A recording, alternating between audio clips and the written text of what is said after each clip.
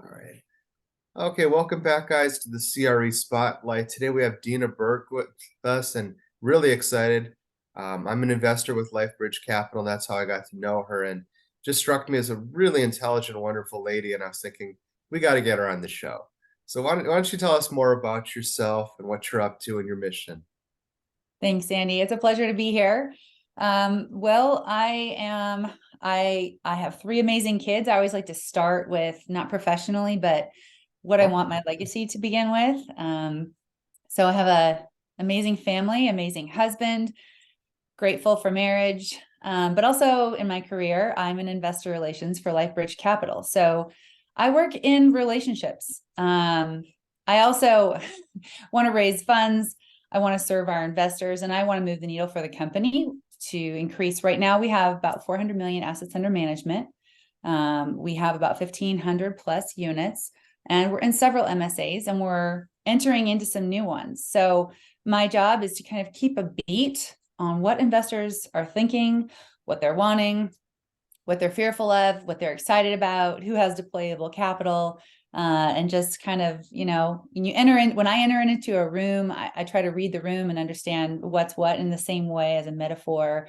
Same thing for our investors. When I'm in touch with them, I want to understand the general sentiment so I can bring that to our team. So my background isn't all in real estate. I did grow up in a commercial real estate family. My dad was a developer. He mainly did office buildings, retail strip malls, warehouse centers. I think that was about it. He didn't do any multifamily.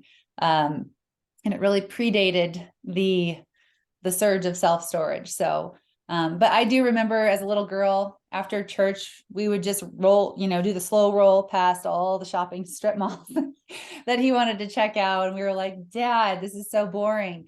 But now I understand why. I understand what his motivation was to want to just take his time on a weekend where there wasn't a bunch of hubbub going on. So, yeah.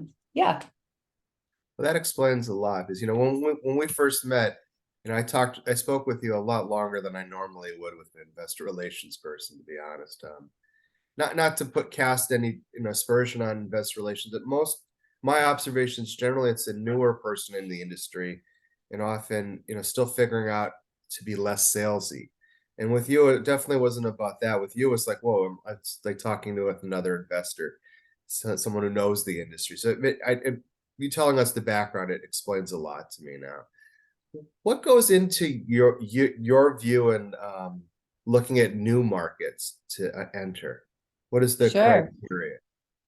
Yeah. And just to follow up on that, what you had mentioned, for me, investor relations is not about sales. It's actually about education and helping people to feel comfortable and empowered to make the right decision. So one of those, one of the things that we talk about to empower investors is MSA, or metropolitan statistical areas, which is where we would choose to invest and to acquire new projects. As LifeBridge Capital, when we look at a new MSA, there's several factors we take into consideration. Number one, we want to know that it can perform despite what's happening externally on the economic outlook. So we want to see things, economic anchors like military, like healthcare. We want to see universities with a student base of 15,000 plus. But we also want to see population growth. We want to see good numbers in crime. We don't want to see high crime. We want to see corporate headquarters who are planting stakes down in the ground in those areas, all of which we believe are going to draw the demand for workforce housing. Oh, that's exciting. Are you able to share what some of the specific markets are, and some of the specifics of why you picked those markets? Sure. I think for us, we kind of have a bit of a portfolio of markets, meaning we choose different markets for different reasons. Colorado Springs and Boise, we entered into when they were tertiary tier 3 markets before I would say they kind of hit their stride in growth. Those are awesome markets for like a value add, for example, especially the Colorado Springs area, because the prices are higher. So when you can force value on an older property, reposition it, you create a greater profit delta in a high growth market. When we look at other markets, like right now we're heading into Kansas City, Columbus, Ohio, and Northwest Arkansas, we call that, that's a Midwestern market. you don't get as much equity or appreciation growth, but it's a high cash flowing market. So we want to have a little bit of balance. The Treasure Valley area up in Boise, Idaho is amazing. For example, we're following some CHIPS Act money. Congress passed a very large bill. I think it was $280 billion last summer that says, hey, we want to fund the development and production of microchips on US soil. Now, that's a lot of free money that's going to be handed out. That's a different discussion, whether or not you agree with free money and how sustainable that is. But we do want to take advantage of the fact that to bring the skilled laborers, workforce, ironically, even though we've moved production onto US soil, they might be foreign. But those folks are going to generate a demand for workforce housing. So we're wanting to kind of be ahead of the curve on that and acquire properties within proximity of where some of those plants and fabs are going to be established. $5 billion plant slated, I think, for Kansas City. There's a $20 billion Intel plant that's going into Boise. That's where they're headquartered. That's within proximity to our properties. And so just trying to gauge where those high growth markets are, even if we think that Northwest Arkansas is that. So even though it is a Midwestern market, we see a lot of growth. You know, Walmart headquarters is in Bentonville. And so we like Fayetteville, which is just outside of that. The Walton family are dumping a ton of resources, of money, of development into that whole area that is going to draw a younger demographic that's going to need a place to live. So we want to be able to provide that service. Yeah, we have a mutual friend, as you know, that's involved in Northwest Arkansas. And I've been teasingly posting on LinkedIn that it's not going to be the hidden gem much longer. So I know. you might want to get there while the getting's good. Working on it. All right. You know, I love that you have more of an educational approach to investors, and not just educational about real estate or your company, but just in general about how to make good decisions and be comfortable with them. What are some of the things, if someone's watching this and they're a newer investor, new to syndication, that you would be wanting to tell them about, you know, investing with you and just syndications in general? Yeah, I think I would always say know who you're investing with. Like what you did is due diligence. A lot of wise investors will ask me, who would you invest with, or who do you invest with? I invest with other operators as well as LifeBridge Capital personally. So I think if you ask that question enough, you'll start to kind of distill who the key players are who have been able to generate steady returns, who are trustworthy, who communicate well. Communication is a huge one. I mean, I speak with investors all the time. And one of the first questions that I ask with our existing investors is, tell me how do you feel like your investment with us is going? How can I improve our service to you? How can we improve our service to investors in general? And a lot of folks have like 20 or 30 syndication investments with others. And I said, great. What are the best things about what other operators are doing that we can do? So I want to grow and improve. But I think that if you're a new investor, just asking questions, podcasts are incredible. I mean, that's really how I think most of us got our start in terms of learning all of this, is because you can consume so much information. You find who you like. And I would say Whitney Sewell, he's our founder and CEO of LifeBridge Capital. He's had a daily real estate podcast since 2017. So there is a lot of content there. There's a lot of other great ones. I'm sure, Andy, yours is great. But there's several that I think you can just, find who it feels like you can trust.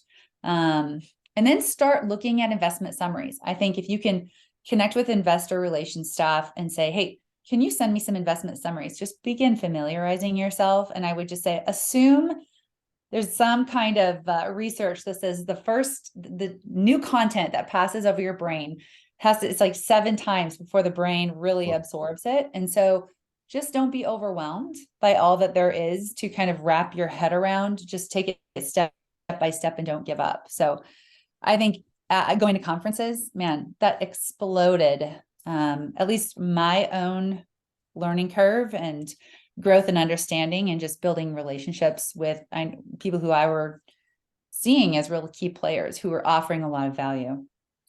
Yeah, I often, when I meet with younger investors or newer investors, I often tell them it's great to watch videos. Everyone watches videos. So it's good to read a book, but there's nothing like meeting other people that have, been invested, or meeting operators that just talking, getting to know. And that flow of conversation will yield quite a bit. And for the newer investors, Dan, as you know, there's going to be a lot of, what does that mean? What is that acronym? What is that word? Real estate syndication. It's not that complicated, but it has a unique element of its own lingo to it. What would you say for some of the newer investors? They get intimidated by cap rates and you know all the different jumbo that we like to use. Yeah. So I'm just looking in my library here to see if I can see it real quick. I don't see it at hand, but the Real Estate Syndication book by Joe Fairless was kind of what I started on. It's incredibly practical. It's really designed as a playbook if you want to become an operator. But I would say if you don't want to become an operator, but you do want to be a passive investor, there's a glossary of terms, extremely helpful. It just talks about the anatomy of how to underwrite. I think understanding underwriting is important, but I think if you are not naturally a spreadsheet person, I think don't get overwhelmed by it. But you do need to understand some basic numbers. So like for example, our investment summaries, like right now we're actually putting together a new glossary of terms so that on every investment update for existing investments, there will be a link to a glossary of terms. So Right. I mean, if I were to just point you to one resource, that would be it, would be Joe Fairless's Real Estate Syndication book. It's very, like it's all the building blocks that you could need and probably more so. But I think it's a great reference. It's kind of like the Bible for real estate syndication, if that's what you want to go and do. So you can take that apart and use whatever pieces are applicable to you. Okay. Well, we'll get to the shameless plug part now. Because there's so many different types of asset classes. What is it about multifamily that you particularly like? Oh, I love multifamily for several reasons. Number one, all of us at LifeBridge Capital, we're very mission, vision, purpose oriented folks. And so the thought of providing quality housing and shelter for our residents is motivating, knowing that if something happens with the economy where, let's say, I think like the number one indicator for us in looking at what could affect our NOI or our net operating income, which is the income that would affect our cash flow, a lot of it rides on our residents. So unemployment is one of the number one factors that we're looking at, but it is such an evergreen investment because people are always going to need a place to live. If they run into hard times, they lose their home, if they have to sell their home, life events, moving from home into college, marriages, divorces, death, all of that stuff oftentimes necessitates a new housing start. And so I think that there's just always going to be a need for apartment buildings. So that's one reason I like it. Shoot, I was going to start with something else and now I forgot what the other one was, but for us, Oh, no, here it was, is that for LifeBridge Capital, one of the things I think that distinguishes us, we work with a nonprofit called Apartment Life. And Apartment Life, we have representation on every single one of our properties. And it is a faith-based organization, and they plant a team on that property and in exchange for cut rent, but they really cultivate a sense of community on that property. So they host events, they host parties, they reach out to new residents who have moved in with a welcome basket.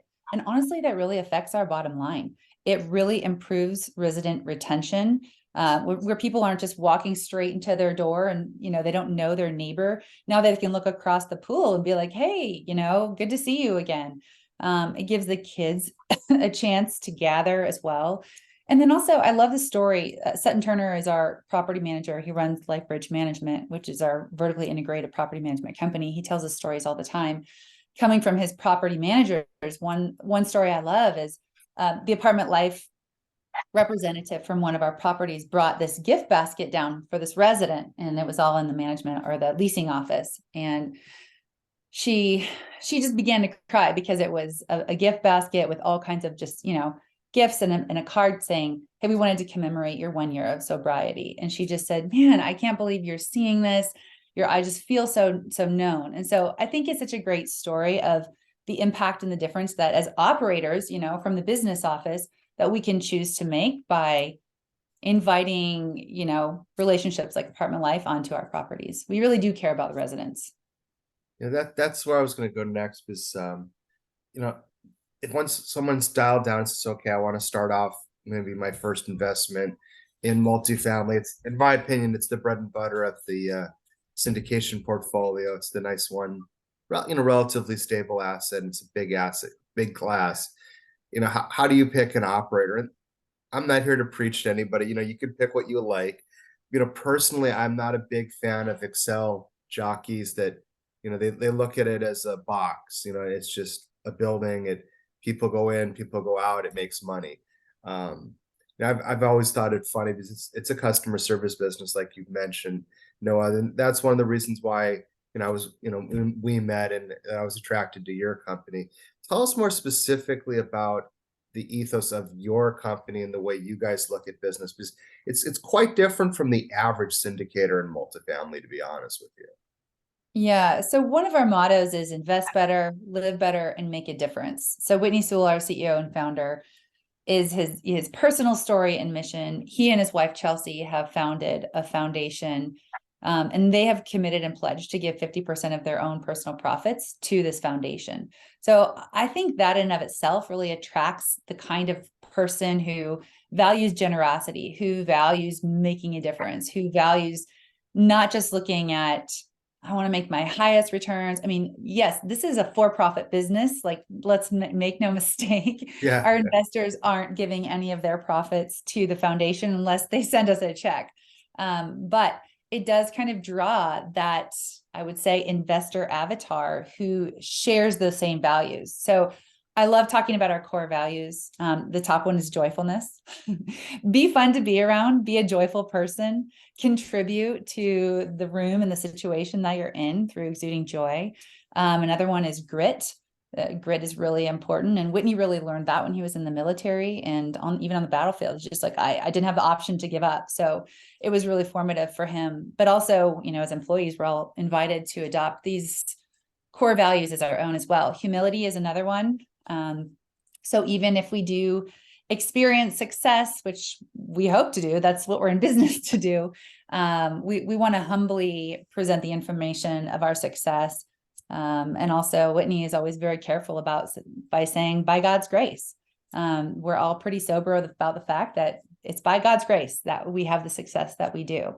And the last one is just ownership. And that's, hey, if we make a mistake or if there's an oversight, we want to own that. One example of that would be the K1s. I think every operator struggles with K1s because they're a wily beast. You just can't control them. And there's so many different points of information that goes into gathering this one document and giving it to our investors. To the investor, it's like, why can't you just get the K1? Well, the bookkeeper, the CPA, the controller, every single property is very complicated. And so we've struggled with that. And so I know Whitney came out last year and just made a video and said, hey, we want to take full ownership. We want to get these to you sooner next year. We're hiring an internal controller. We're wanting to really turn the ship around in your experience. There are some things we can't control, but we want to take ownership of this and we want to do a better job next year. So it's an example of how, as a company and then even as an individual, that we take ownership. Yeah, great. That's great. But I mean, I would say as a person involved in multiple syndications, I would say anybody who's planning on investing in multiple syndications, just file for the October extension. It's just not happening. Yes. Thank you. I mean, it's better for an investor to say that than for me to say that. But yeah, no, I mean, in all seriousness, it's just if you have, especially when you have multiple ones, the statistical odds of you having all your K1s in time for tax season is just nil. I mean, unless you're really a sadist and you want to torture your CPA with that 11th hour filing, it's just not worth it. Yeah, it's just not worth it. I know. And actually that brings up another point of my job in investor relations as an educator. So when I onboard new investors, this is helpful for me because I like to be able to set expectations in such a way where they're wowed instead of disappointed. When we talk about, and I can kind of move the conversation into the nuts and bolts about distributions, returns, and that kind of thing, is that I think new investors should just go in with eyes wide open. The benefit in, I would say, the overarching benefit, sure, the equity growth is incredible, but I think what draws a lot of folks is the cash flow. And right now, I think what we're seeing And what we're conveying and communicating to our investors is that as operators, we're living in a bit of a paradox. And what I mean by that is, on the one hand, we have our existing properties and they're cash flowing. Like we send monthly distributions out on cash flowing properties. But I like to prepare investors to say, usually we have started 30 days after close on some properties, because we do value add and we also do new construction. Up in Boise, those tend to be all new construction.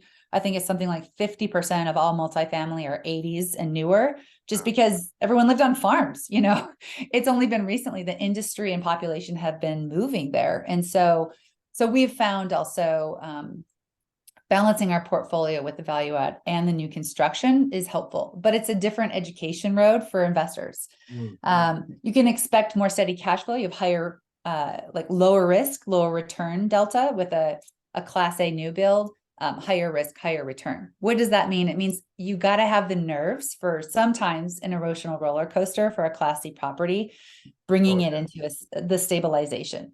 If you're thinking, okay, month 2, I'm ready for my distributions. I've already spent this money. I got to pay it back.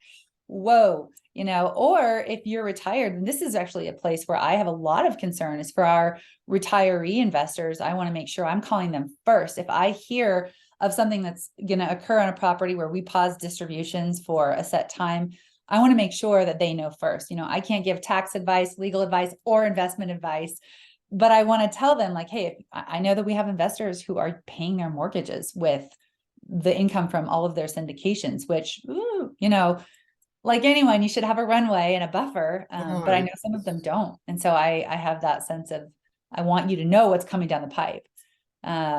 So I'm circling back around the K1s. This is where it all started, but it's just establishing expectations as a new investor. I feel pretty leery when I look at investment summaries and they're like, we're going to pay you a 10 pref.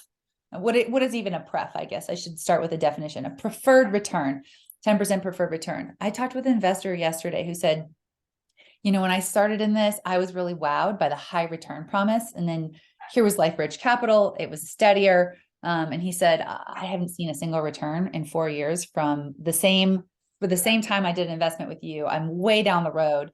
And so I would just caution investors, the higher the return, the more homework that you should do.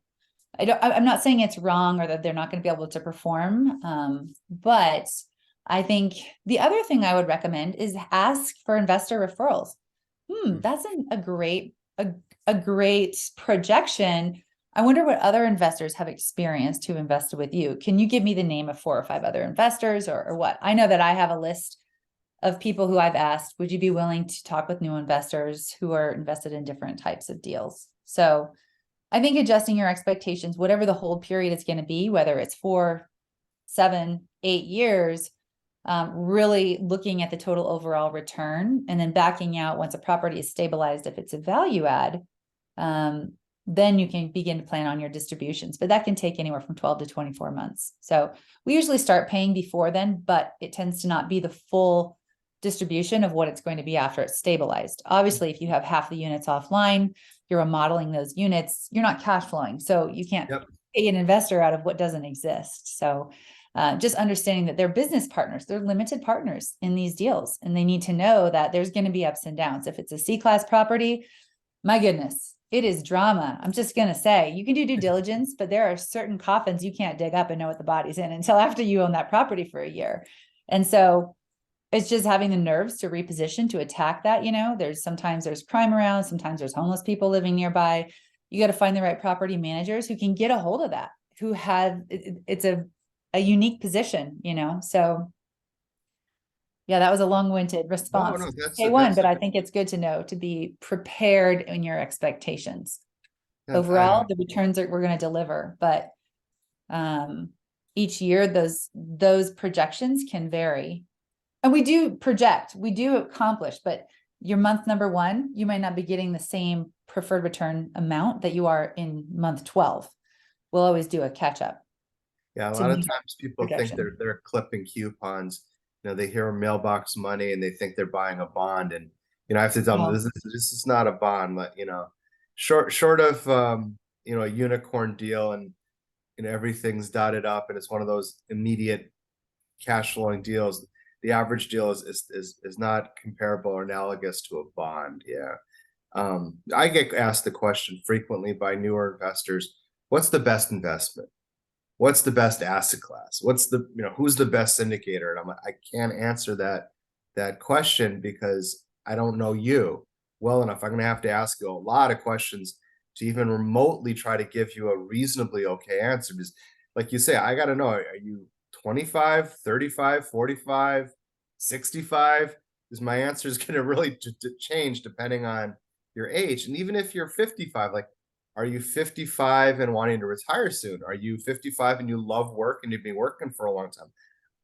I can't answer, I don't know. Like, they asked me, what's your best investment? I said, well, what's the best investments I have might not fit for you. The best is very subjective word. Usually I always try to tell people, look, for your first investment, even if you have a big windfall, a huge nest egg to invest, don't do that. Go and do the minimum. Pick an operator like like you guys with a long track record, very good reputation, and pick something lower on the risk reward scale. Don't go shooting for the home run on that first deal. It's just tough because, on LinkedIn in particular, in some of the social medias, you see all the people bragging, we sold a deal in 18 months and investors Closed. Yeah. 40%. And there's nothing wrong. And I mean, more power to them. And yeah, it's congratulations, good job. But that's not normal by any stretch of the means historically or within the industry. And when people start getting this impression of like, well, I only want to do it if I'm going to get 30% IRRs, then I have to tell them, okay, go invest in crypto or something, man. I mean, you're not even investing at that point. Like, if you want to go speculate, go buy oil futures. Like, this is real estate. This is, you can make of it what you want, but unless you're really accepting losing your shirt, I don't think you really understand what, the risk reward profile that you're doing. Yeah. Like you say, managing expectations is a big deal because, I meet investors all the time, and when I ask them, what are the return expectations that you have, and they'll tell me, and I try not to laugh too hard sometimes, and then I try to say, well, what are your what's your risk tolerance? And they're like, okay, this is my risk tolerance. And I have to say, okay, look, we need to have a serious conversation here Right. because there's nobody I can recommend to you that's going to put the kind of return profile you're asking for, with the safety of U.S. Treasury. Like, it's just not happening. I don't know what stuff you're smoking. I know it's legal in Colorado, but I have to often tell them, maybe I'll come and visit you because it sounds like the stuff you're smoking is really good. What is the best way for people to reach you that are interested in learning more about, investing or specifically investing with LifeBridge Capital? Yeah, you can always reach out through our website, which is lifebridgecapital.com. You can email me directly, which is Deana, Deana. It looks like Deanna at lifebridgecapital.com. My grandpa's name was Dean, so I always tell that to people to help them remember how to pronounce it because a lot of Deannas spell their name the same way. So Deana at lifebridgecapital.com. Or you can call me. My number is 540-240-3734. I'm happy to talk with you. And, when I onboard new investors, I usually just set up a 20-minute discovery call and say, here's what that's going to look like. First, I want to hear a little bit about you and what your investment goals are. Are you a cash flow investor? Are you a total equity return investor? Do you want to see growth and upside? Or you really want to be like, you want to have steady cash flow? There's options within the way that we break our deals down into classes. And I don't want to overcomplicate, but there are different classes that have priority within what's called the capital stack. So anyway, I want to hear what your investment goals are. And then I talk about our deals, what kind of returns we've delivered in the past, and then how the onboarding process to our investor portal works and functions, and to, how we advertise a deal. So we're always really careful. We're governed by the SEC. And so there's two kinds of deals. One is called a 506B, one is called a 506C. And I won't get too into the weeds other than by saying that we are required to have a pre-existing relationship with our investors to onboard them into a deal. Excuse me, it's a 506B. We start most all of our deals as a 506B, and then we fill those seats, and then we pivot it to a 506C, and then we're able to market more broadly.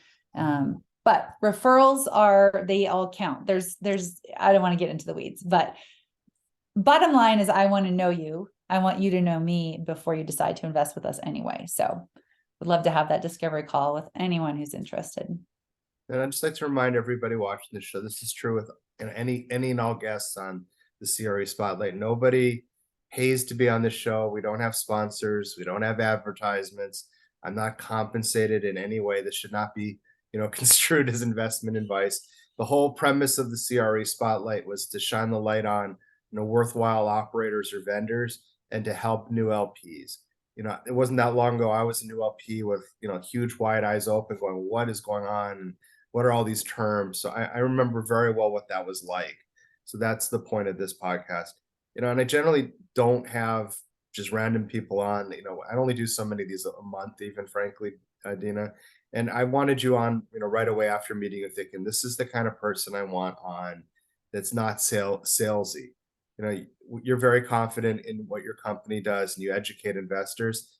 And then if they want to come invest, that's great. You're not really doing the, we'll promise the world and, just come and I'll make I'm going to make a commission and well, we'll see how it goes kind of personalities. I just want to say from a personal standpoint, I'm very happy to recommend you guys. And of course, like I said, to keep the SEC happy, there's zero investment advice here. This is not a paid commercial or in any way. Thanks so much for being on, Deana. This is really a lot of fun. Thank you. I enjoyed my time. Thanks, Deana.